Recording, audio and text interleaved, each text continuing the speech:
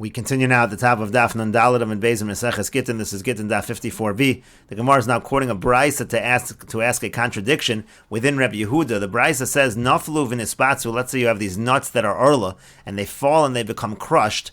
Echad shogeg v'echad mezid lo yalu. It doesn't matter if it happens by mistake or on purpose. It is not going to be batel. Divrei Rabbi Meir. That's the opinion of Rabbi Meir of Rabbi Yehuda. That's the opinion of Rabbi Meir and Rabbi Yehuda.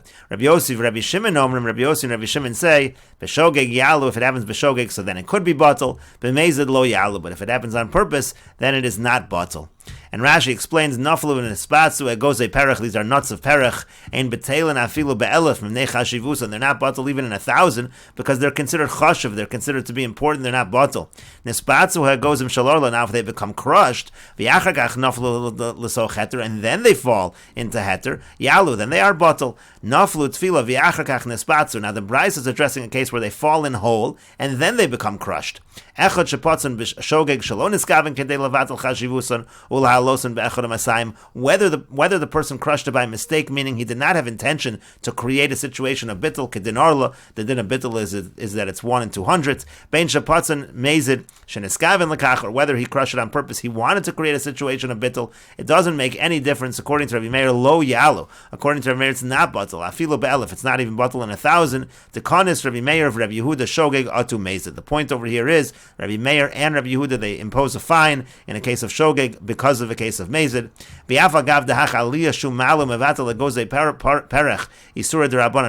Now, even though we're only dealing with an isur d'Rabbanan,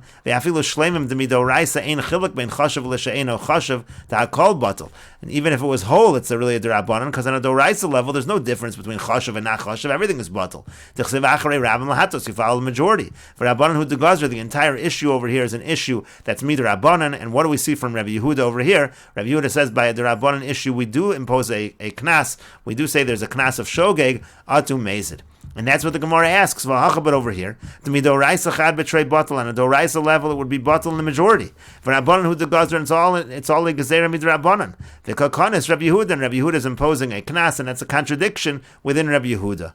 And the Gemara answers, Hasam hainu time over there. The reason is Hasam hainu time is Rabbi Yehuda. The reason of Rabbi Yehuda is mishum da'asi l'rume, because otherwise a person would come to cheat. Rashi says da'asi l'rume u'leskaven. A person can simply have the following intention: v'yomar shogeg ha'yisi. He'll say he did it b'shogeg. V'lo neskavanti kedei lahalos, and I wasn't intending in order to create the situation of bittul. Meaning to say, in this case, there's really no way of knowing whether a person is shogeg or mezid other than what the person himself tells us. And that's why Rabbi Yehuda is stricter over here and says we have to impose a knas by shogeg, otherwise the person is just going to cheat and say that it was b'shogeg when it really was not. And the Gemara continues, V'rami de Rabbi Yossi ad Rabbi Yossi. We also have a contradiction within Rabbi Yossi. Again, Rabbi Yossi, above said, Rabbi Yossi, Rabbi Shimon said, B'shogeg yalu, by mistake. We say it is batel, and b'mezid, if it happens on purpose that he crushes these nuts, then lo yalu, then it's not batel. We're going to have a question on Rabbi Yossi. The Tanan, as we learned in the Mishnah, Natiyah shel orla v'shel kilei hakerem. If you have a planting of orla or of kilayim, shenisaravu b'natiyas acheres, they get mixed up with other things that are planted. Hareze lo yilka, the person cannot collect it. V'imliket, and if he does collect it, if he does harvest it, yalu be'echad u'masayim, then it's batel in 1 in 200. Uvilvad shelo yiskavin l'lakit, as long as he doesn't have an intention to do this for the purpose of bittul. Rabbi Yossi says, af hamiskavin l'lakit yalu be'echad u'masayim. Even somebody who has intention to collect it, it is going to be batel 1 in 200. That means even b'mezid it's batel. And of course, again, Rabbi Yossi said above, b'mezid lo yalu, that b'mezid it's not going to be batel. Rashi here explains, hareza lo yilkat techos manshi b'mekoma k'mechuber chashiva v'lo batel. As long as it's in its original place, it is mechuber, and the Mesoras Hashas changes the girsa to b'mechuber, as long as it's attached to the ground, so there's no bittul. But when he goes ahead and harvests the peiros, then you're going to have a situation of bittul. He's intentionally trying to create a situation of bittul. Now, if he did so, and he wasn't doing it in order to create a situation of bittul, so then yalu de havale shogeg, then it is going to be batel, because it's b'shogeg. To lo neskavin l'lakid al manas levatel. He wasn't doing it in order to create bittul. To savar shekvar batlu b'mechuber. He thought it was already battul while it was attached to the ground.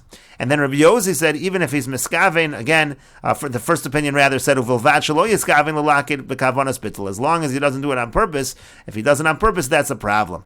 And then Rabbi Yosi said, afa miskavein, even if he does it on purpose, alma b'mezid nami batal. Rabbi Yosi goes so far as to say that even b'mezid it's batal. Again, that contradicts Rabbi Yosi earlier in the case of the nuts. And the Gemara answers, ha'itmar Allah, but it was said on that. Amar Rava says, Rava explains that case. Chazak ein adam oser es karma b'nati achas. There's a general presumption a person is not going to forbid his entire vineyard by putting one plant there that shouldn't be there. V'chein kiyasa Ravin amar Rav Yochanan. Similarly, when Ravin came, he said that Rav Yochanan said, Chazaka ein adam oser es karma b'nati achas. There's a chazaka that a person is not going to make his vineyard forbidden with one planting. Rashi says, ein adam oser es karma b'nati achas. Ein lecha adam notea orla. Nobody's going to plant orla bein shar netios among the rest of his things that are planted below simon without some kind of sign. Nobody would do that. V'yoser karmo b'shvil netia achas. Somebody's also not going to take his vineyard and make the entire thing forbidden because of this one planting. Meaning to say, people are very careful when they're planting in these situations of orla and kilayim. They're very careful in general. V'kevan de lo shchicha. And so since it's not common to have a situation like this where you have something that's orla, kilayim, that's planted and gets all mixed up, that's uncommon. Lo achmor bar rabbanan. So the rabbanan are not so strict. That's why Rabbi Yossi says, even if he intentionally harvests it in order to create bittul, he still says it's batul because this whole thing is not common. Avol nefilas iser beheter shchicha. But if you have something falling, something forbidden, fall into something that's heter, that already is more common. So there we are more strict. And the Gemara continues with the Mishnah, HaKohanim shepiglu b'mikdash mezidin chayovin. If the Kohanim disqualify carbon in the Beis HaMikdash and they do it on purpose, they are liable. They have to pay the owner of the carbon. Case of pigul is when the Kohen has an intention to bring the carbon at the improper time. So in that case, again, it's disqualified. And if they do that on purpose, they are liable. They have to pay to the owner. And the Gemara said, Tanur Rabbanan, the rabbis taught, this is from the Tosefta, Haya'osa ima betaharos, v'yamalo taharos shasizi imcha nitmu.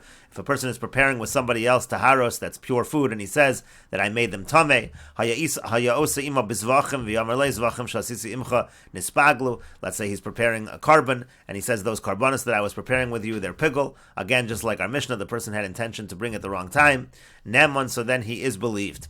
Aval amar lo taharos shasisi imcha biyom ploni nitmu. But if he says the taharos that I prepared with you on such and such a day are tamei, uzvachim shasisi imcha biyom ploni nispaglu, or the carbonos that I prepared with you on such and such a day are pigul, eino neman. In that case, he is not believed.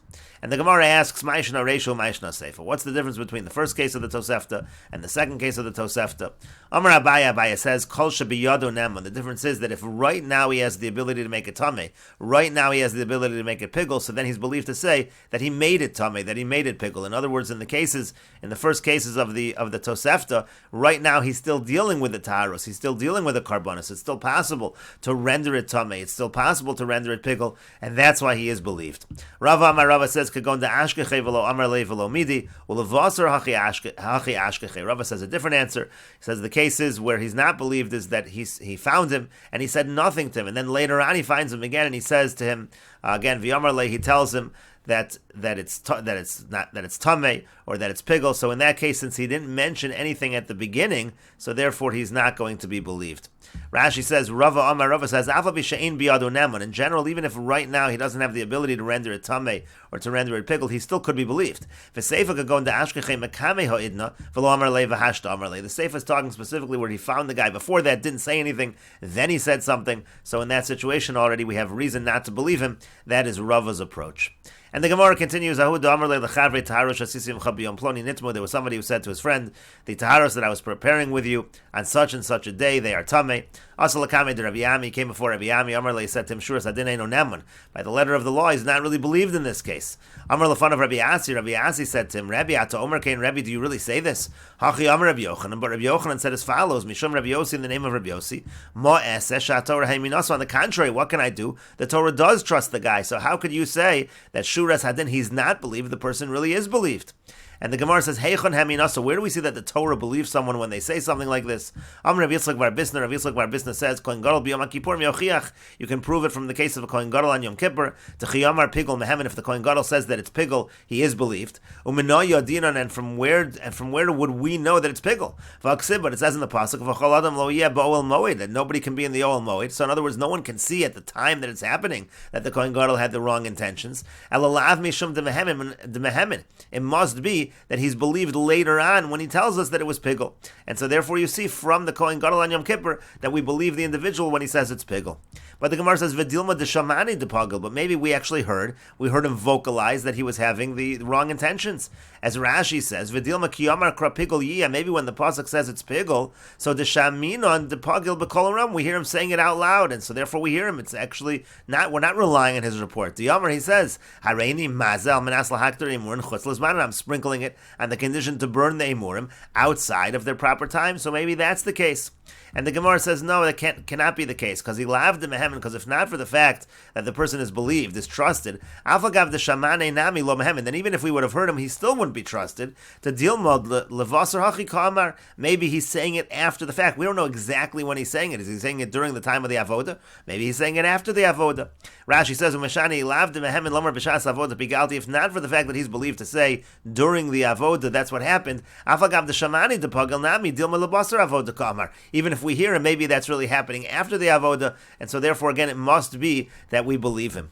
But the Gemara says v'dilma dechazine bepishvish. But how do you know that's true? Maybe it's a possibility to see it. There was a small door over there, and you can see what's going on. You can see that he's making it pigel at the moment of the avoda. And the Gemara says kasha, that is indeed difficult. And the Gemara continues, Ahu da'asal akami de Rabbi Yami, there was an individual who came before Rabbi Yami, Omar le, he said to him, Sefer Torah shekasafti leploni, the Sefer Torah that I wrote for so-and-so, as karas shalo, the names of Hashem in the Sefer Torah, lo kasaftim lishmon, I did not write them for their sake, meaning I didn't have in mind at that time that I was writing the Shem Hashem, it's not a kosher Sefer Torah. Amar le, so he said to him, Sefer Torah biad me, who has the Sefer Torah right now?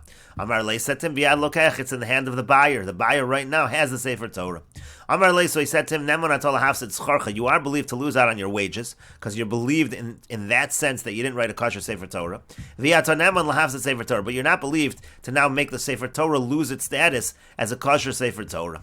Amar le Rabbi Yirmiyah, but Rabbi Yirmiyah said to him, Nehid hifsid schar as karas, granted that he should lose out on the wages for the names of Hashem. Schar de Sefer Torah kulei mihifsid, should he really lose out on the entire Sefer Torah? The Sefer Torah is not entirely puzzle. All the names of Hashem in the Sefer Torah are puzzle. Amar le said to him, in yes, shekol Sefer Torah, shein askar shalok suvas l'shma, if you have a Sefer Torah where the names of Hashem are not written l'shma, eino shava klum, it's not worth anything. But the Gemara says, is that really true? Why can't you go over it with the quill again, lishma, and that should make it holy, that should make it kosher? And the Gemara says, come on, who is this following? Name it the Lok Rabbi Yehuda. Let us say we're not following Rabbi Yehuda here. The Tanan, because we learned in the Mishnah, let's say a person needs to write the name of Hashem, and he has intention incorrectly to write the name Yehuda, but he makes a mistake and leaves out the Dalet, and he ends up writing the name of Hashem, not Lishma. He's allowed to take a quill and write over it and do it and sanctify it in that fashion according to Rabbi Yehuda. So again, you have a simple solution according to Rabbi Yehuda, and yet over here we said the entire reward, the entire payment rather for the Sefer Torah, he doesn't get, as if there's nothing you can do to fix it. The Chachamim say that you're not allowed to do that. You can't take the Shem of Hashem and write over it and use the solution of Rabbi Yehuda. And so again, it seems like we're not following Rabbi Yehuda. Gemara says not necessarily. Afilu Tamer Rabbi Yehuda. You could even say we're following Rabbi Yehuda over here. Adkan lo kamer Rabbi Yehuda ala bechada azkar. Rabbi Yehuda only said that if you're talking about one Shem Hashem. You have one name of Hashem, you write over it with a quill, you can give it kedusha. Avol dekuli Sefer Torah lo, but to do that for an entire Sefer Torah, that you can't do. Mishum demichzik minumar, because then it's going to look speckled. All the names of Hashem will be darker than everything else, and that's a problem. There was an individual who came before Rabbi Avo. Amrle said to him, Sefer Torah shekasafti leploni gevilan shalolo ibadatim l'shmon. The Sefer Torah that I wrote for so-and-so, the parchment was not, I didn't make the parchment l'shma. Amrle Sefer Torah biad me. He said to him, who has the possession of the Sefer Torah right now? Amrle biad lokeach. He said to him, the buyer has the possession. Amar lo, so he said to him, Mitoch shatonem on l'hafset tzchorcha, atonem on l'hafset Sefer Torah. Gave the opposite answer as before. He said to him, from the fact that you're believed to lose out on your wages, you're also believed to make the Sefer Torah, to render the Sefer Torah apostle. And we will continue with this discussion in the next video on Daf Nun Hey Amud Aleph.